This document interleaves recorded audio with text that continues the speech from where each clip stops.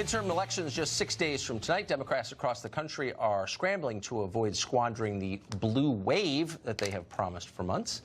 In Florida, James O'Keefe's Project Veritas has released a new video where a staffer for Andrew Gillum, who's running for governor, calls white people crackers. So, a gentleman called on the phone, and he said, fairy tales in the old days begin with once upon a time. Fairy tales in the modern day begin with once I am elected. Okay? So let's go back to Mr. Gillum's platform, right? Mm-hmm. Raise the corporate tax in Florida from 7 to 11%. That will never happen. Raise teachers' pay to $50,000. That will never happen. We can't verify the authenticity of the video we just showed you, but we have no reason to believe it's fake.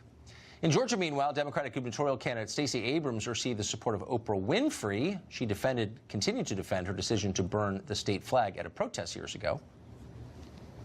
26 years ago, as a college freshman, I, along with many other Georgians, including the governor of Georgia, were deeply disturbed by the racial divisiveness that was embedded in the state flag with that Confederate symbol.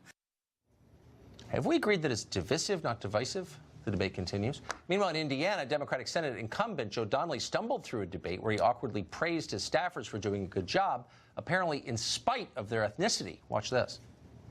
Our state director is Indian American, but he does an amazing job. Our director of all constituent services, she's African American, but she does an even more incredible job than you could ever imagine. It's just horrible. Independent Women's Voice senior fellow Lisa Booth returns once again to help us break down the races. I mean, I almost felt sorry for Donnelly. I mean, just to be totally honest, I doubt he meant what he said. I mean, I hope he didn't mean.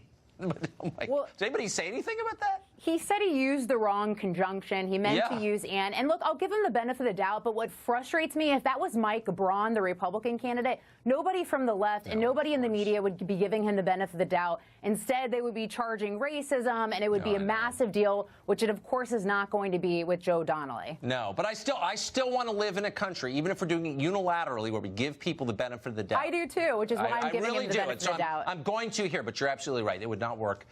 It would not work the other way. So the end of this video, apparently, of a Gillum staffer that James O'Keefe just came out with. Has the Gillum campaign commented on this? I've not seen if they've commented on it. But look, it wouldn't be surprising for Andrew Gillum and the people surrounding him to once again be lying to Florida voters.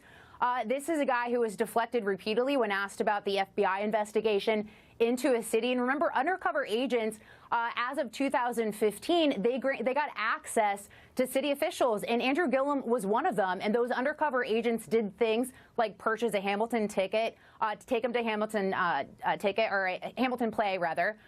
Took him on a boat tour around New York City. And then we recently come to find out that one of them also paid for a political fundraiser in connection to his upcoming gubernatorial bid. So that is new information. And so Andrew Gillum keeps saying he's not the target, which we don't know if he is, which we don't know if he isn't. But he's lied about things like the Hamilton ticket. And there's also or who paid for the Hamilton ticket. There's also the second probe into Andrew Gillum as well through the Florida Commission on Ethics, looking at the trips he's taken in 2016. And we have new information on that. It turns out that despite one of his spokespeople telling us a year ago that that was official business, it turns out that he actually took a campaign trip to Tampa and paid for it through one of his mayoral accounts. So I have to imagine that that is also one of the things that the Florida Commission on Ethics is going to be looking into. So Gillum has dismissed all these questions as racist, which is not actually an answer, for the record. Do we know what undercover FBI agents were doing in his presence? I mean, what was that about? Do we have any sense? Well, and I think, the big thing that they were looking at is corruption in the city of Tallahassee pertaining to developers and deals with some of these city officials. Gillum has approved one of those deals that is under fire, which was Adam Corey, one of his really close or formerly close friends, a lobbyist, his former campaign treasurer. So that guy we know is at the center and has been named in subpoenas. But Andrew Gillum keeps trying to deflect. But my question to him would be, if there's nothing nefarious going on, if the FBI didn't care about you, why did they go through the trouble of using undercover agents to grant access to you? And if you look at some of the things that former FBI agents have said publicly and in the news, they've said that something like that, to get access to a guy like Gillum, who is the mayor, they likely had to go to the DOJ to get approval. I mean, at least it's a fair question, and attacking other people as bigots is not a satisfactory answer. Right. Maybe just answer the question to be truthful. Yeah, maybe let's start there. Yeah, let's Lisa start Booth, there. great to see you. Thank you, Tucker. Big Tech once again attacking free speech. This time they are labeling this very show, quote, dangerous content.